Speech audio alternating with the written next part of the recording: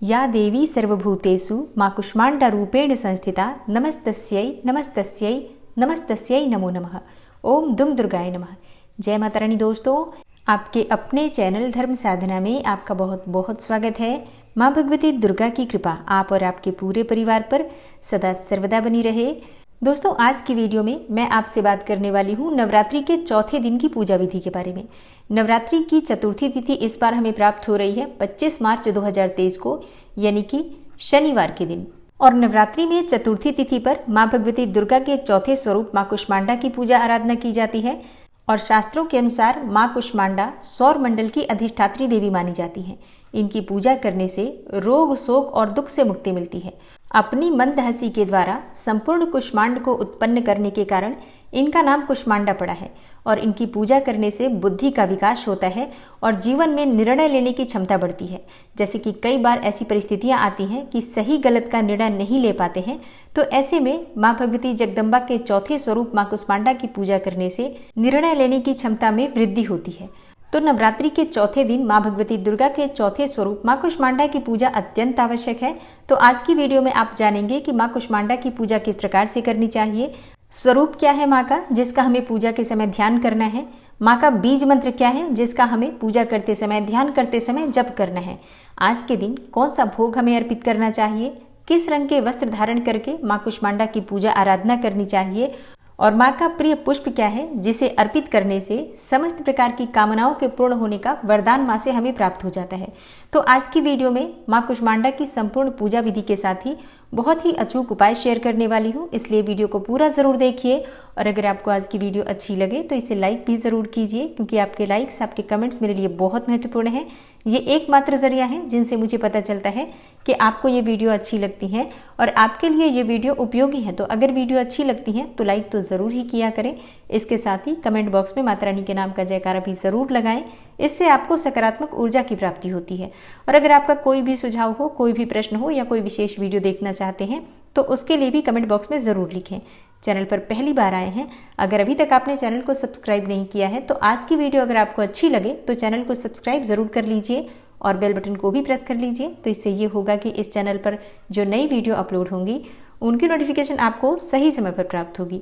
और अब जानते हैं माँ कूष्मांडा की पूजा विधि के बारे में। तो देखिए, जैसे हम प्रतिदिन प्रातःकाल जल्दी उठ रहे हैं नवरात्रि में, उसी प्रकार से प्रातःकाल जल्दी उठना है और नित्य क्रिया से निवृत्त होकर स्नान कर लीजिए। स्नान करने के बाद साफ स्वच्छ वस्त्र धारण करने हैं। आज के दिन माँ कूष्मांडा का प्रिय रंग होता है नारंगी और हरा, मतलब नारंगी और हरे में से किसी भी रंग के वस्त्र आप धारण कर सकते हैं। और हाँ, जैसे कि अगर आप इन रंगों के वस्त्र नहीं धारण करना चाहते हैं तो कोई भी दूसरे रंग के वस्त्र भी धारण कर सकते हैं, जैसे कि लाल, गुलाबी, कोई भी शुभ रंग आप धारण कर सकते हैं। और स्नान करने के बाद सबसे पहले भगवान सूर्यदेव को जल अर्पित करना चाहिए। जैसे कि कई लोगों के प्रश्न आ रहे हैं कि अगर भगवान सूर्यदेव उस समय दिखाई ना दे तो क्या करना चाहिए। तो देखिए, बिना देखे भी भगवान सूर्यदेव को स्मरण करके आप जल दे सकते हैं, या फिर पहले पूजा कर लीजिए माता की और उसके बाद तब तक सूर्योदय हो जाता है तो सूर्योदय के बाद भगवान सूर्यदेव को जल दे सकते हैं। मतलब पूजा के पहले या पूजा के बाद जल अवश्य देना है, इस बात का ध्यान रखिए। और भगवान सूर्यदेव को जल अर्पित करने के बाद अपने घर के मंदिर में, जहाँ पर आपने माँ दुर्गा की चौकी स्थापित की है, जहाँ आप प्रतिदिन पूजा कर रहे हैं, वहाँ पर आप आ जाएंगे। एक शुद्ध आसन डालकर वहाँ पर बैठ जाइए।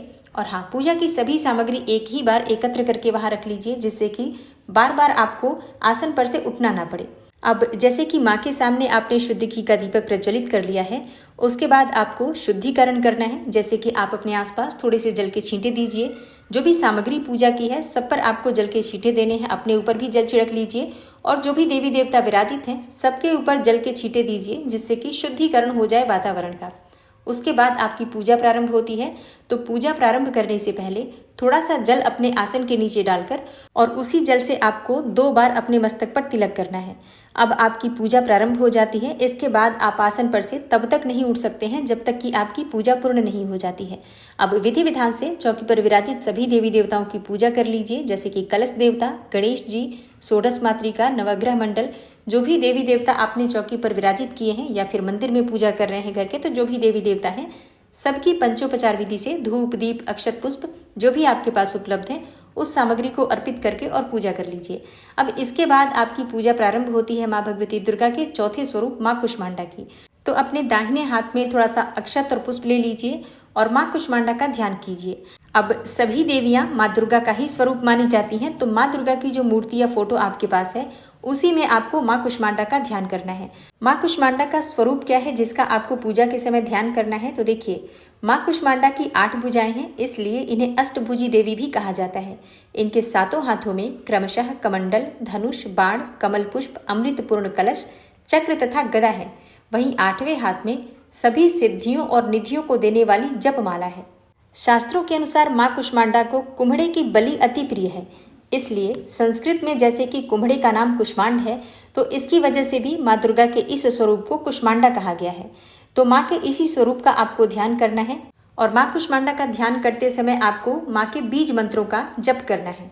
माँ का बीज मंत्र क्या है? ऐं ह्रीं देव्यै नमः। अगला मंत्र है ओम कुष्मांडा देव्यै नमः।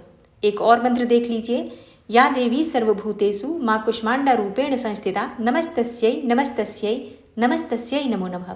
तो इन मंत्रों में से जो भी मंत्र आप जप सकते हैं उसे जपते हुए माँ का ध्यान कीजिए और उसके बाद आपके हाथ में जो अक्षत और पुष्प है वो माँ के चरणों में अर्पित कर दीजिए।